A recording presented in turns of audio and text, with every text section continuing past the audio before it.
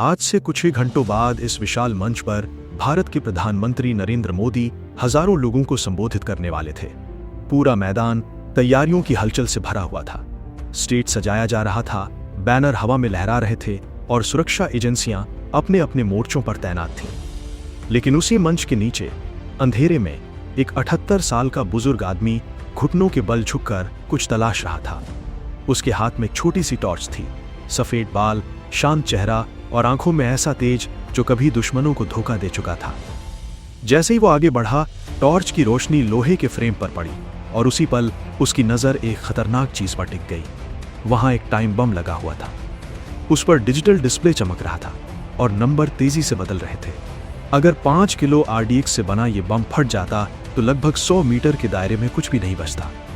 लेकिन सबसे हैरान करने वाली बात यह थी कि स्टेज के नीचे बैठा वो इंसान कोई बम निरोधक दस्ते का सदस्य नहीं था, न ही कोई सैनिक। वो था भारत का national security adviser Ajit Doval. उस क्षण सब कुछ एक फैसले पर टिक गया था। या तो ये बम निष्क्रिय होगा या फिर भारत का इतिहास हमेशा के लिए बदल जाएगा। लेकिन ये कहानी उस पल से शुरू नहीं होती। इस कहानी को समझने के लिए हमें 4 दिन पीछे जाना होगा। 4 दिन पहले रात के लगभग 11 बजे नई दिल्ली के साउथ ब्लॉक में अपने दफ्तर में बैठे अजीत डोभाल रोज की तरह सुरक्षा रिपोर्ट पढ़ रहे थे। कमरा शांत था। तभी अचानक उनकी मेज पर सिक्योरिटी फोन बज उठा। फोन की स्क्रीन पर कोई नंबर नहीं था, सिर्फ एक कोड चमक रहा था, रेड अल्फा। ये एक बेहद दुर्लभ कोड था जिसका मतलब होता है भारत की सुरक्षा पर सीधा और तत्काल खतरा।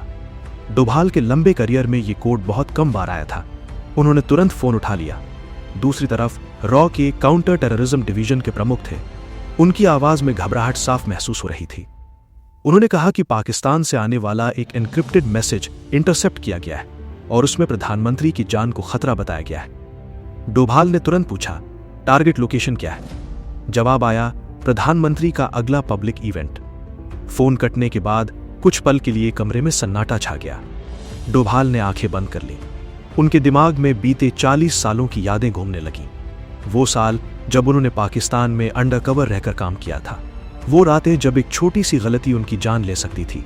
और वे कई गुप्त मिशन जिनमें दुश्मन को हर बार लगा कि इस बार डोभाल हार जाएंगे, लेकिन हर बार नतीजा उल्टा निकला। लेकिन इस बार खतरा अलग था। इस बार निशाना देश का प्रधानमंत्री था। आधी रात के करीब साउथ ब्लॉक के एक सीक्रेट कमरे में एक इमरजेंसी मीटिंग बुलाई गई। कमरे में देश की सबसे अहम सुरक्षा एजेंसियों के प्रमुख मौजूद थे। रॉ के अधिकारी ने मीटिंग में बताया कि खाड़ी देशों में तैनात उनके एक एजेंट, जिसका कोड नेम शैडो था, ने 48 घंटे पहले एक महत्वपूर्ण सूचना भेजी थी। दुबई में एक पाकिस्तानी मूल का व्यक्ति रशीद मलिक ISI के एक हैंडलर से मिला था। उस मीटिंग में एक कोडेड संदेश रिकॉर्ड किया गया था। जब उसे डिक्रिप्ट किया गया तो उसमें लिखा था, पैकेज रेडी, डिलीवरी जल्द, टारगेट हाई वैल्यू। डोभाल ने पूछा, हाई वैल्यू टारगेट कौन? जवाब आया कि टाइमिंग और बाकी इनपुट्स के आधार पर शक है कि टारगेट प्रधानमंत्री हैं। और अगले 4 दिनों में उनका सिर्फ एक सार्वजनिक कार्यक्रम था, इंदौर में। कमरे में सन्नाटा छा गया।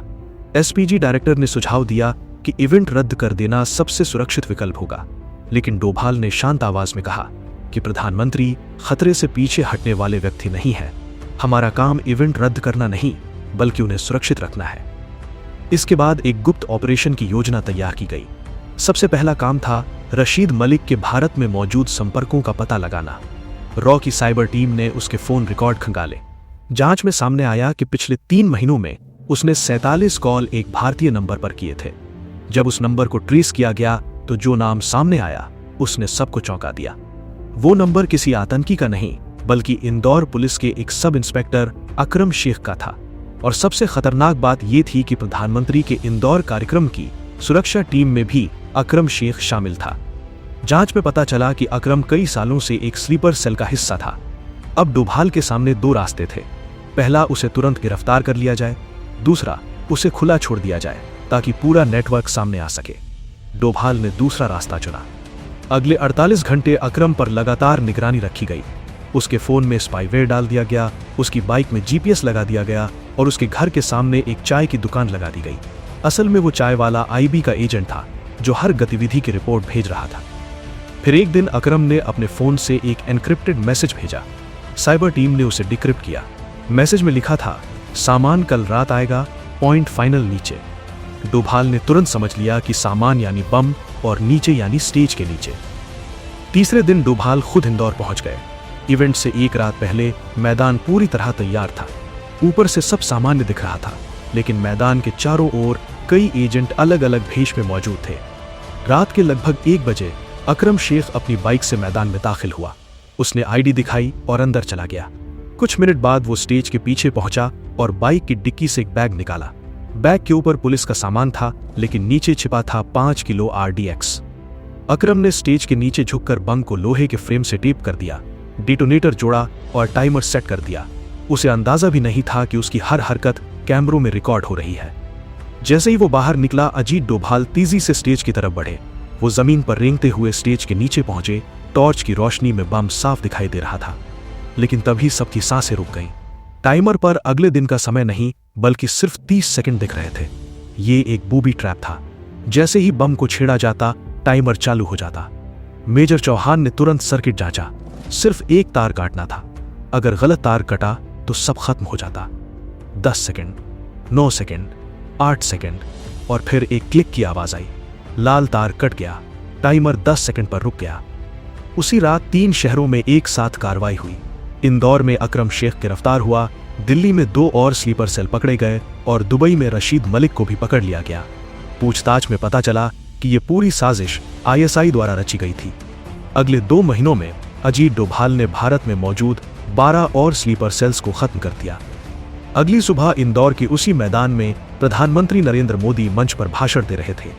भीड़ तालियां बजा रही थी, लेकिन मैदान के एक कोने में खड़ा एक आदमी बस मंच की तरफ देख रहा था। वो अजीत डोभाल थे, वही इंसान जो अंधेरे में काम करता है ताकि देश रोशनी में सुरक्षित रह सके।